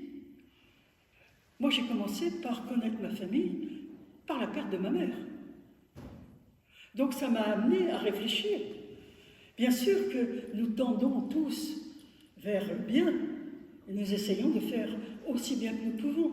Et il y a tellement de parents aujourd'hui qui sont complètement désarçonnés, parce que l'environnement dans lequel nous vivons fait que pour les parents, c'est excessivement difficile, même pour ceux qui s'occupent de leurs enfants. C'est la raison pour laquelle, pour moi, alors que je sais que les Français sont très majoritairement favorables à supprimer les allocations familiales aux familles dont les enfants sont délinquants. Je ne vous ai pas parlé de la prison, mais j'ai beaucoup travaillé pour les prisons aussi. Bref, c'est facile de condamner les familles parce que les enfants sont délinquants. Bien sûr qu'il y a des... Et aujourd'hui, nous sommes arrivés à de tels excès où tout le monde essaie de profiter de tout, que naturellement, il faut remettre les choses à l'endroit. Mais vraiment, ne jugeons pas les familles. Ne jugeons pas les familles. Et dans les familles, on apprend l'amour, mais on apprend aussi la haine. Ça existe aussi, la haine. Et c'est aussi éducatif. Il faut qu'on accepte ça. Et ça, quand je vous parle de l'amour et de la haine, ce sont des sentiments qu'on peut construire et développer. Mais quand on prend, je crois l'avoir pris sur Radio Présence, l'exemple « je suis l'aîné, tu es le dernier », il n'y a pas d'égalité. Et pourtant, nous le savons tous, même si nous aimons nos parents, nos enfants de la même façon, il y a l'aîné et il y a le dernier. Et il y a ce entre-milieu. Voilà. Ça, c'est une réalité, parce qu'on ne va pas... C'est bien que nous, on peut avoir des enfants en 5, 6, voilà. Mais plantation des embryons. Vous savez, quand même, le nombre d'embryons qui sont congelés et détruits maintenant. Enfin, donc, je ne reviens pas là-dessus, c'est pas bien. Mais c'est terrible. On est quand même dans une culture de mort dans ce pays. Bon, donc la famille, non, elle n'est pas idéale. Chaque parent essaie de faire au mieux. Et même ceux qui ne font pas ce qu'il faut, en tous les cas, je leur laisse le bénéfice qu'ils essaient de faire ce qu'ils peuvent. Bon, voilà. Donc, ça je n'ai pas changé d'avis. Votre deuxième question, c'était sur... C'était la première, peut-être la plus importante. Bon, la politique sociale, une politique sociale. Oui. C'est très important, vous savez, monsieur, c'est très important. La journaliste charmante du reste qui m'a interrogée m'a posé cette question, mais c'est très important que les Français ne voient pas la différence. Les Français ne voient pas la différence parce qu'il y a une espèce de perversion dans la compréhension des choses. Les allocations familiales ont été données, été versées, du reste par la gauche, en 1936. Ça a été inventé à ce moment-là, pour donner à tous les enfants, reconnaître à tous... J'aurais tellement de choses à vous dire là-dessus, sur le mariage, pourquoi la révolution a-t-elle, de 89, a-t-elle fait perdurer le mariage? Pourquoi? Il n'y a pas de raison, avant c'était l'Église qui faisait tout ça. Bon, pourquoi? Tiens, on peut se poser la question. Ils ne voulaient plus de Dieu, ils ne voulaient plus de tout ça. Et ils ont fait le mariage civil. Parce qu'à l'époque, ils estimaient que quand un homme et une femme s'engageaient devant l'État, il y avait de grandes chances qu'ils aient des enfants. Et que par le fait qu'ils aient des enfants, ils assuraient la pérennité de la nation et de l'État.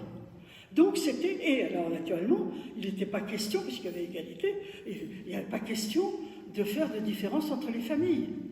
Et ensuite, ça s'est enrichi par le regard que l'enfant, quel qu'il soit né dans une famille riche ou une famille pauvre, l'allocation familiale lui était attribuée parce qu'il était un être humain et qu'il assurait la pérennité. Ce n'était pas lié à la richesse de la famille. Et puis, pendant la période où j'étais là, parce que tout s'est fait progressivement, ça je l'ai vu, je me suis battue, j'ai fait des trucs avec des députés, on a fait une manif à Matignon, enfin on a fait des trucs. Bon.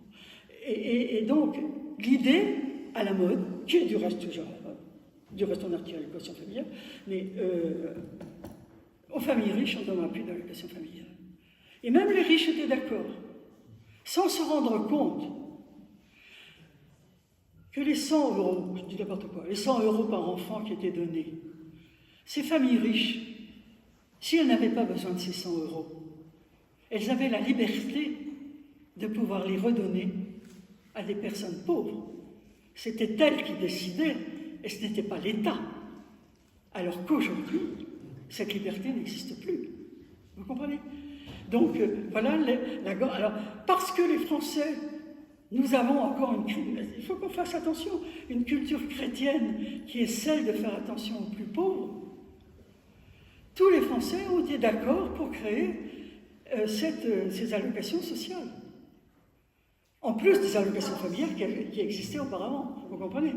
Parce que l'allocation sociale qui existe, elle est faite, elle a été décidée, avant les allocations familiales, mais elle a été décidée pour répondre aux familles françaises qui, pendant leur vie, rencontraient une difficulté, une maladie insurmontable, et donc il y avait une solidarité pour compenser cet accident, cette maladie, à cette famille qui était en difficulté. Donc ça, c'était l'aide sociale pour les gens qui ont besoin. Mais la dignité de la personne humaine et de l'enfant en elle-même a été gommée petit à petit. Et le fait qu'il n'y ait plus d'allocation familiale donnée à tous, c'est une liberté qui a été supprimée, et tous les Français ont été contents, et même les riches ont été contents, pensant faire un cadeau, et ne se rendant pas compte qu'il donnait la responsabilité à l'État de décider à qui l'État allait donner cet argent, plutôt que le donner à celui qui en avait besoin par nature. Une remarque, vous avez parlé de la langue française. Oui. Il y a eu le protocole de Lisbonne dans les années 80, avec Jacques Attali, Mitterrand, où ils ont décidé qu'il y avait trop de cadres, trop d'ingénieurs, trop de ci, trop de ça. Ils ont décidé qu'il fallait 90% de gens à bas salaire et 10% qui pourraient surnager, qui pourraient diriger le monde et les affaires. Donc on s'est retrouvé avec nos enfants qui apprenaient 10 mots par semaine, alors qu'à mon époque et à la vôtre, on en apprenait 50 par jour. C'est-à-dire 30 fois plus ou 50 fois plus que ce qu'il y a maintenant. Donc ils ont fait un genre de wokisme dans les années 80-90, où ils ont détruit la culture chez nos jeunes. Et qu'est-ce que vous pensez de ce système qu'ils ont mis en place, dont personne ne parle? On parle de l'école qui s'est écroulée, on a fait exprès de la couler avec la méthode globale et en supprimant l'enseignement du primaire. Cher monsieur, vous verrez ce que j'en pense dans mon livre. Je vous encourage à le prendre. Mais, je vais vous dire, non mais parce que j'explique tout cela, je montre la responsabilité des politiques sur l'affaiblissement de la langue française. Ce que vous dites est parfaitement juste. Mais je vais vous dire, moi je suis radical. Je suis radical dans mes propos. Vous avez bien compris. Eh bien, il faut mettre tout par terre. Il n'y a pas que là. C'est partout. Et ça va se faire, je vous le dis. Mais vous avez raison. Mais là, dans mon bouquin, il y a tout dans les 8 chantiers, je parle de la langue française et comment petit à petit, malgré l'engagement d'un certain nombre qui se sont reniés, on en est arrivé là maintenant. Moi, je ne supporte pas toutes ces publicités qui sont américaines, enfin bon sang de Denis. Enfin bref, on arrête. Mais je suis d'accord avec vous, monsieur, vous avez raison. Il y a un monsieur derrière vous, madame. Je voulais vous remercier de votre conférence et je voulais vous demander qu'est-ce que vous envisagez comme action possible pour ne pas faire passer cette loi. Est-ce que par exemple, écrire au Sénat une lettre verte, ça peut être envisageable? Cher monsieur, oui. Oui, mais attendez, je vais aller un peu plus loin. Oui, si vous avez le courage de le faire, faites-le. Et attendez. Laissez-moi vous dire, parce que alors là, c'est un moyen, effectivement, que vous pouvez utiliser, que vous devez utiliser, mais l'objectif, c'est que les députés, les sénateurs soient envahis, qu'ils en aient ras-le-bol de recevoir des coups de lettres, parce que ça va les faire bouger un peu.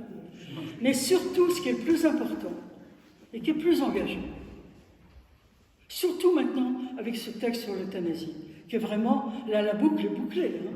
On a commencé par l'avortement, maintenant, c'est la mort. On est vraiment complètement un pays obsédé par la mort. Bon. Demandez un rendez-vous à votre maire.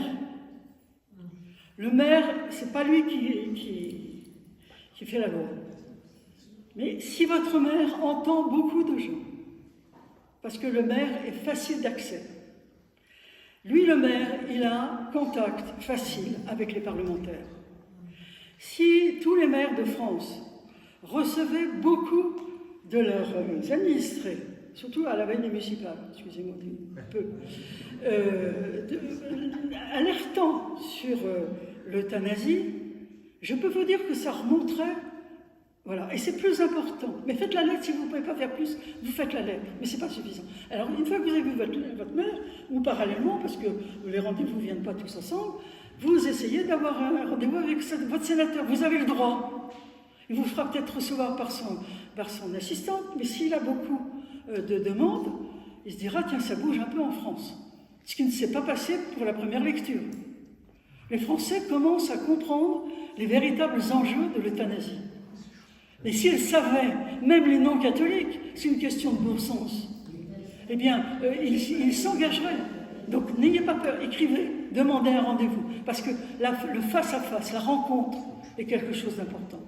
Oui, mais est-ce qu'il faut y aller seul ou est-ce qu'il faut y aller à plusieurs?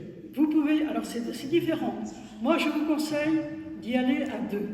Mais si vous n'avez pas un deuxième, vous y allez seul. Mais il vaut mieux 2. Parce que l'autre entend ce que vous répond le sénateur ou le député. Et puis, vous êtes plus sûr, vous aussi, que vos propos seront retranscrits par l'autre qui aura entendu votre propos. On ne pourra pas les déformer du côté de l'élu. Donc, il vaut mieux y aller à 2. Ça, c'est une démarche. Mais vous avez une autre démarche, qui est d'y aller à plusieurs. Alors là, c'est différent. Vous demandez à être reçu à plusieurs. Et vous verrez si vous êtes reçu. Moi, j'ai conseillé dans mon ancienne circonscription, parce que ce que je vous ai dit, moi, je suis toujours dedans. Je ne suis plus rien, je suis dedans. Je ne peux pas me passer. Eh bien, je leur ai dit, vous allez en groupe, devant la mairie. Devant la mairie, parce que c'est plus facile. Vous allez devant la mairie, vous demandez un rendez-vous à votre maire, par exemple, voilà. Mais gentil, hein, il faut être aimable, hein, il faut être très, très bien élevé. Non, mais qu'il soit de gauche, de droite, ou du milieu, du sud ou du nord, ça n'a pas d'importance. Il faut être très aimable. Et vous demandez un rendez-vous pour un petit groupe de 400 personnes, enfin si vous voulez plus, à ce moment-là, oui. Vous avez votre rendez-vous, si vous n'avez pas votre rendez-vous, vous faites savoir à la presse que vous n'arrivez pas à avoir votre rendez-vous avec le maire. Je peux vous dire que ça va bouger très vite. Hein. Et puis, le jour où vous avez le rendez-vous fixé, vous dites à la presse, vous allez devant votre mairie avec votre groupe, puis vous demandez à la presse de faire une petite photo. Une petite photo. Oui, une petite photo de votre groupe. Comme ça, vous serez dans la presse. Alors, c'est pas parce que vous serez dans la presse que c'est bien, mais d'autres personnes verront que des personnes vont voir le maire pour parler de l'euthanasie. Ça les obligera peut-être, eux aussi, à se dire, tiens, il y a peut-être un problème. Vous voyez, ce qu'il faut, c'est vraiment faire la tâche d'huile au maximum. Et n'ayez pas peur, c'est normal. Vous êtes français, vous devez pouvoir vous exprimer. Madame. Oh oui, il y a madame qui m'attend. Elle m'attend longtemps, attendez un petit peu. Madame, allez-y. Une question aussi en rapport avec la politique. Concrètement, qu'est-ce que vous conseillerez comme engagement en politique pour vraiment peser et vraiment faire que Dieu soit premier servi? Qu'est-ce qu'on peut faire, nous, pour, au-delà d'écrire ça. Alors, d'abord, écoutez, moi j'ai commencé comme ça. J'ai commencé en 77, on est arrivé avec mon mari dans les Yvelines, dans ce village où nous habitons toujours. J'ai regardé ce que faisait le maire, je trouvais que c'était pas trop ridicule. J'étais pas encore convertie, mais enfin j'étais quand même chrétienne, même si je critiquais les hommes noirs, j'avais quand même. Mais bon, je suis allée voir le maire, et puis je suis allée le voir avec mon petit garçon, qui est notaire maintenant. Et je suis allée voir mon petit garçon, et puis je lui ai dit, il y a les municipales, est-ce que moi je serais intéressée pour aller aux municipales? C'était une liste apolitique. Et bien après, parce que j'étais une femme, déjà en 77. Mais après, c'est un milieu qui est extrêmement... Mais non, c'est extraordinaire. Non, ne croyez à ce niveau-là. Non. Vous allez apprendre des tas de choses. Il n'y a pas... Je ne connais pas une personne qui se soit engagée dans une campagne, même municipale, la plus petite municipale de France, qui ne soit pas revenu enrichi, parce qu'il a compris, parce qu'il a rencontré les horreurs comme les beautés. Et c'est ça ce qui est formidable, la politique. C'est qu'on ne peut pas, alors à plus haut échelon, encore plus si vous voulez, parce que la politique, quand on est au plan national, mais pour l'instant, il n'est pas question que vous soyez au plan national. Moi, je vous conseille de commencer au municipal. C'est maintenant qu'ils sont en train de faire leur liste. Ils ont besoin de femmes, allez-y. Et donc, la politique, c'est ça ce qui est formidable, c'est que c'est une loupe grossissante de la beauté et de la laideur humaine. On ne peut pas ne pas voir ce qu'est l'homme, ce que nous sommes. Et ça, c'est une leçon qu'on rencontre nulle part ailleurs. On le voit dans l'entreprise, on le voit ailleurs. Mais en politique, comme tout ce qui est en politique, c'est grossi. Alors là, on ne peut pas faire semblant, on le voit. Alors soit on joue avec, soit on essaie de résister. Mais vous vous enrichirez. Même si vous ne gagnez pas, votre expérience municipale vous enrichira, personnellement. Donc je vous encourage, ceux qui sont sollicités pour aller dans des conseils municipaux, allez-y. Ils vous prendront, surtout si vous êtes jeune. Et moi je crois, alors ça je ne l'ai pas dit, je le dirai en terminant dans mes propos, pour les jeunes. Madame. Oui, j'ai été très touchée par ce que vous avez dit au sujet de l'Eucharistie. C'est un véritable trésor et c'est aux sources de notre vie, de chrétiens, et ça peut nous donner souvent la force aussi de nous engager. Vous avez besoin de dire que c'était le renouvellement du sacrifice du Christ, donc vous avez eu très peu de temps, donc je ne vous en veux pas. Mais en tout cas, c'est vraiment notre trésor et ce qui peut nous donner la force pour d'agir. Et moi, je considère qu'il ne faut jamais faire la politique de la chérie. Et je voulais vous demander si vous étiez d'accord avec la phrase ne te demande pas ce que la France peut faire pour toi, mais ce que tu peux faire pour la France, par exemple. C'est ce que je fais, moi. C'est ce qui m'a guidé. Je ne l'ai pas dit comme ça, mais oui, c'est servir. Servir, mais on peut servir de tas de façons. Mais en politique aussi, on peut servir. Moi, écoutez, franchement, j'ai tout raté. J'ai absolument tout raté. La défense de la vie, on en arrive à l'euthanasie. Ah, vous parlez d'un succès. Je n'ai aucun résultat. Mais je suis pleine d'énergie, pleine d'espérance, pleine de foi, mais c'est rien. C'est pas grave, Christine. Tu as fait ce que tu devais faire. Le Seigneur t'a mis dans ce milieu-là. C'était pas obligatoirement ce à quoi je pensais. Mais bon, j'étais faite pour ça. Manifestement, je ne savais pas. Mais j'étais faite pour ça, ça c'est sûr. Et puis j'avais un mari qui a supporté tout ça. Parce que c'est un engagement de couple, ça. C'est un engagement de couple. C'est évident. Et donc je suis toujours heureuse de pouvoir le saluer publiquement. Je le fais aussi intimement, mais publiquement. Donc voilà, non, c'est formidable. Oui, monsieur. Le représentant du VIA. Merci, monsieur, d'être là. Si vous saviez les difficultés qu'ont les équipes politiques et les prochains candidats aux élections municipales pour remplir les listes. Ce qui veut dire que pour un chrétien, c'est très facile de rentrer dans un conseil municipal. Alors évidemment, il faut faire attention à la liste. Si c'est plus que 3 avortements, c'est très difficile. Mais franchement, pour quelle raison, c'est très très facile. Oui, madame. Oui, sur la... Parlez fort parce que je suis un peu sourd. Sur l'euthanasie, il y a même des chrétiens catholiques qui sont hésitants parce que quand on parle d'abréger les souffrances, il y a... Et une des raisons, à mon sens, c'est qu'on ne parle plus, très peu, des fins dernières, qu'il peut y avoir une souffrance après la mort. Mais Léon XIV va s'y mettre. Léon XIV va s'y mettre, ne vous inquiétez pas. Voilà. Donc, peut-être ça va faire oui, parce qu'effectivement, ça a l'air d'être très sympa d'abroger les souffrances. Oui, bah bien sûr, mais c'est le résultat. Tout ce qui arrive aujourd'hui est le résultat. Là, moi, je vous ai, mais on pourrait remonter plus loin, hein, mais moi, je peux vous dire que le XVIIIe siècle, dans ses idées, que l'on appelle le siècle des Lumières, a été le poison de tout ce qui nous arrive aujourd'hui. Je peux vous le dire. Et n'oubliez pas, ça je ne vous l'ai pas dit, mais n'oubliez pas, nous sommes sur un chemin. Nous sommes sur le chemin. C'est pas nous, voilà, on participe à une grande épopée que l'on rencontre à l'Eucharistie, justement, en participant par ce temps rassemblé, par la torture et la résurrection, à ce chemin sur lequel, alors on vit 80 ans, 90 ans, moi je suis une vieille dame maintenant, voilà, bon ben, alors si vous voulez, j'en suis encore plus consciente que quand j'avais 40 ans. Mais vraiment, là je suis très consciente, il faut qu'on comprenne ça, qu'on est sur un chemin. Et ce qui est important, c'est d'être sur ce chemin et de porter tout ce que le Seigneur nous dit. Vraiment, c'est extraordinaire.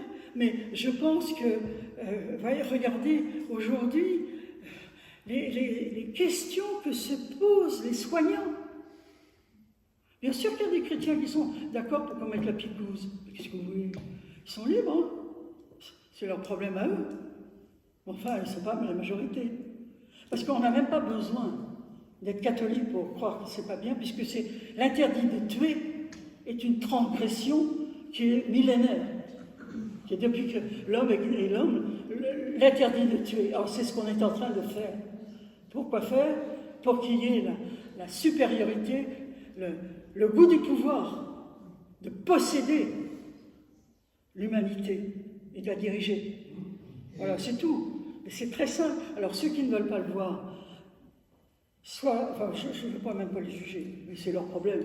Mais ils sont dans l'erreur. En tous les cas, moi je pense à toutes ces médecins, ces soignantes, ces sages-femmes qui aujourd'hui sont confrontées à des questions de conscience qui vont être épouvantables, même simplement. C'est pas mon cas, dans notre famille, nous n'avons pas de personnes qui sont dans ce milieu médical qui aujourd'hui est quand même très éprouvé. Mais ceux qui ont des parents, des enfants, des jeunes femmes qui sont dans ces milieux voient bien les questions profondes qui sont posées à ces personnes qui sont là pour soigner et pas pour tuer. On voit bien qu'on est dans une bascule. Mais on n'a pas besoin d'être catholique pour ça.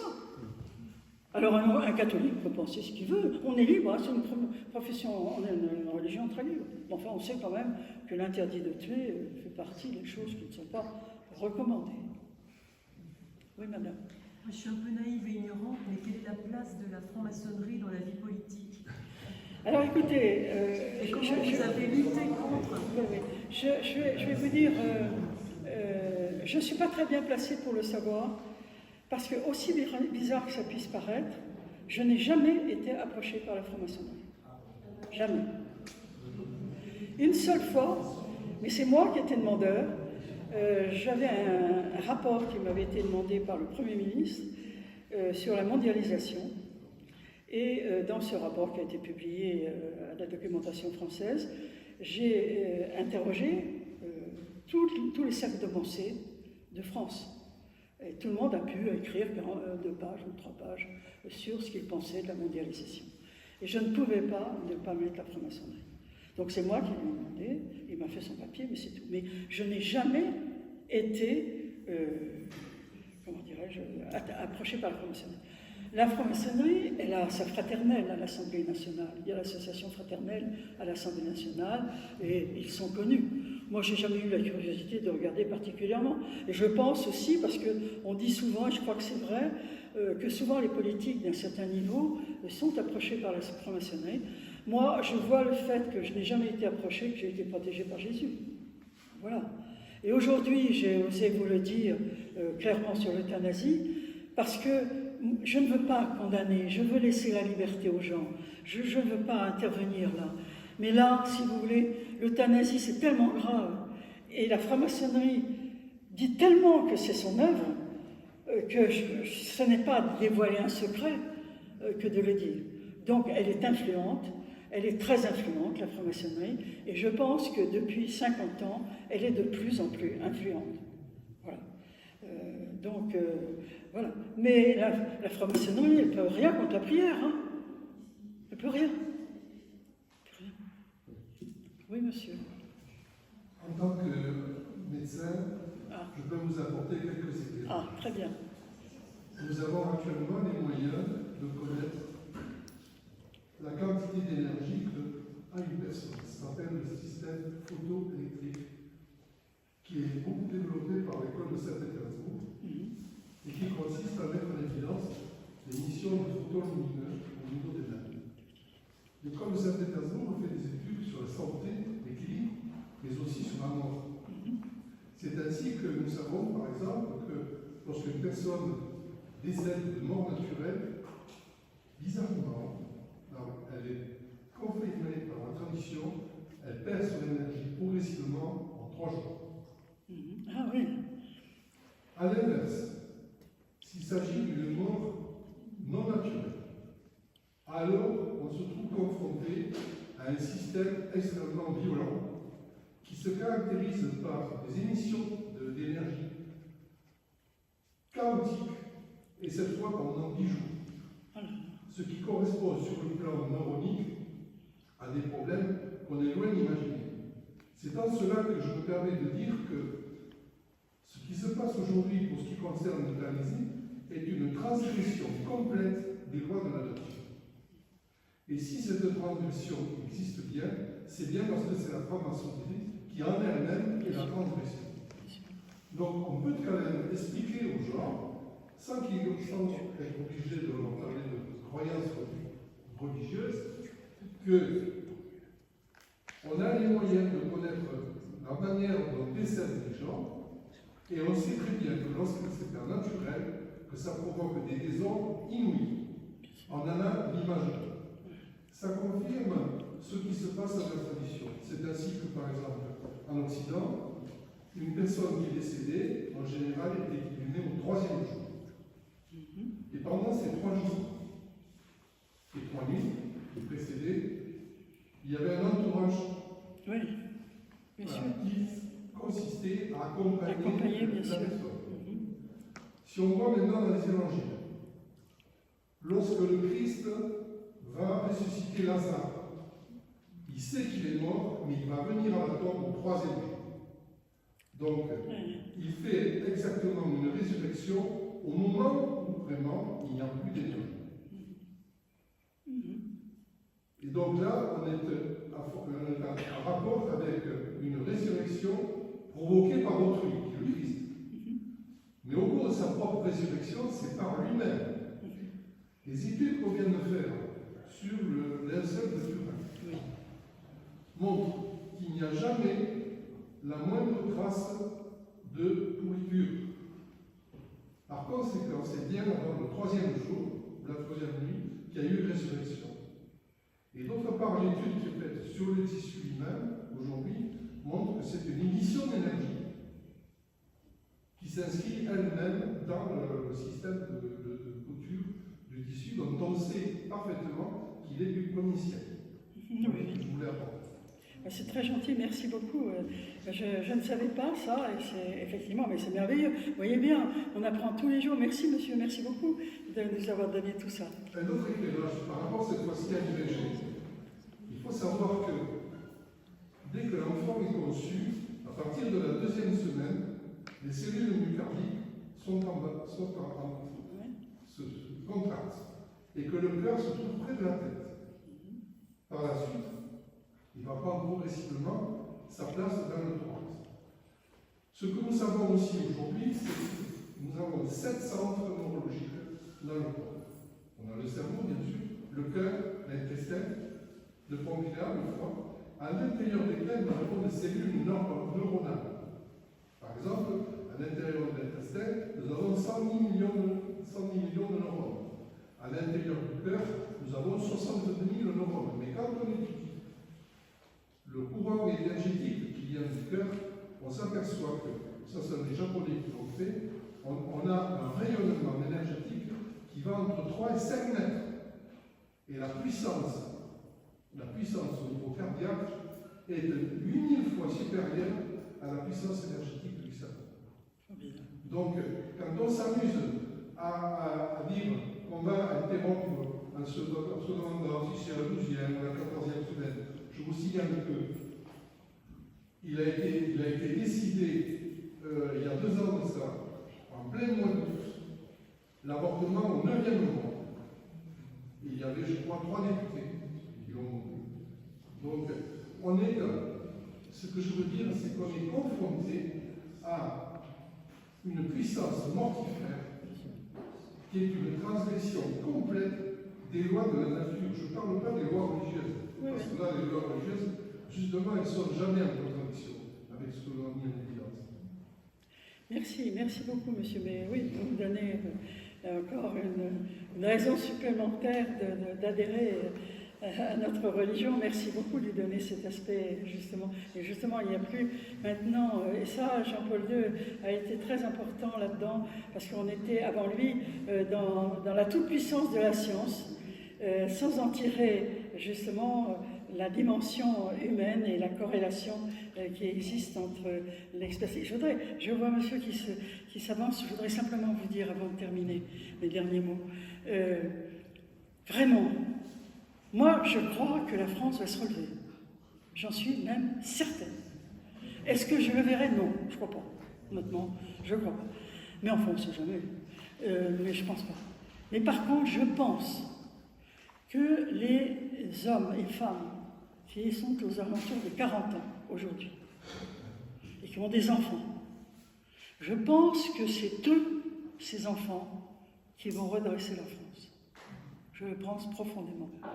Et donc, je dis aux jeunes, en particulier aux jeunes 40 ans, je double, alors je peux dire qu'ils sont des jeunes, vraiment, ils ont une responsabilité majeure. Et surtout qu'ils donnent à leurs enfants, justement, ce que vient de dire le docteur, c'est-à-dire l'essentiel, qu'ils les reconstruisent. Et aujourd'hui, c'est quand même extraordinaire. Regardez tous ces baptêmes, regardez ces confirmations, d'où sortent-ils? Mais qu'est-ce que c'est que ça? Comment ça se fait? Un pape extraordinaire qui arrive. Enfin, nous n'avons que des signes positifs. Et donc, moi, je suis absolument convaincue que la France va se relever. Elle va se relever par la jeunesse, par ceux qui sont en train de monter, par leurs parents et parce qu'ils seront eux. Vraiment. Dernier mot. J'aurais dû... Parce que le plus important, c'est ce que je viens de vous dire. Mais quand même, je pense, je l'ai dit sur les ondes, donc c'est tout à fait public, 2 choses. Je pense que Macron est possédé. Deuxième mot, ça c'est secondaire, enfin, j'en suis absolument convaincue. Il en a tous les stigmates. Je l'ai dit publiquement aussi, donc voilà, on m'a tapé dessus, mais ça fait rien, bon, jusqu'à présent. Mais la chose la plus importante, c'est que je pense que la République va tomber. Je ne sais pas pour quel régime, je n'en sais rien. Mais aujourd'hui, nous avons une devise, égalité, liberté, fraternité, dans un monde, une France qui est complètement explosée.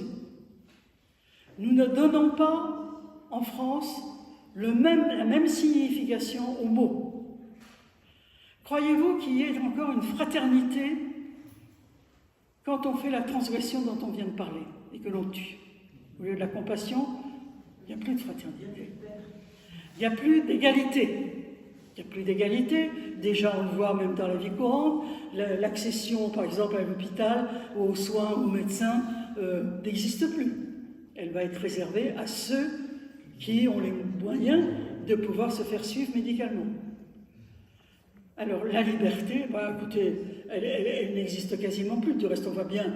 De toute façon, quand un État s'occupe des choses intimes de l'homme, il va toujours vers un État totalitaire. Mais on voit bien aujourd'hui que nos libertés sont petit à petit comprimées. Donc, la liberté, l'égalité, la fraternité, nous n'avons pas, peut-être même dans cette salle, j'espère que non, j'espère qu'on a à peu près la même signification, nous la partageons, mais nous savons très bien qu'en France, La dignité pour le monsieur Touraine, celui qui met un pied dans la porte pour la loi sur l'euthanasie, sa dignité, celle à laquelle il pense, n'est pas du tout la nôtre. La fraternité, donc, n'existe plus. L'égalité n'existe plus non plus. Nous serons tous morts, ils vont tous nous tuer. Donc, voilà. Je veux dire, non, mais je vous assure.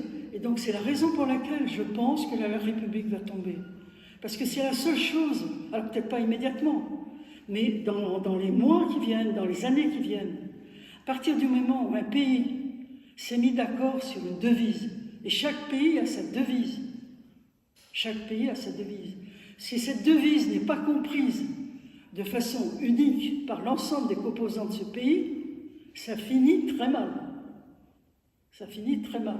Donc, il faut se préparer à des grandes difficultés. Mais dans l'histoire de France, je crois que je vous l'ai dit, dans l'histoire de France, il y a eu des moments tragiques où ceux qui vivaient à l'époque sur la construction du chemin devaient penser comme nous qu'il n'y avait plus rien à faire. Et la France s'est relevée. Et elle va se relever. Je vous remercie beaucoup. Merci.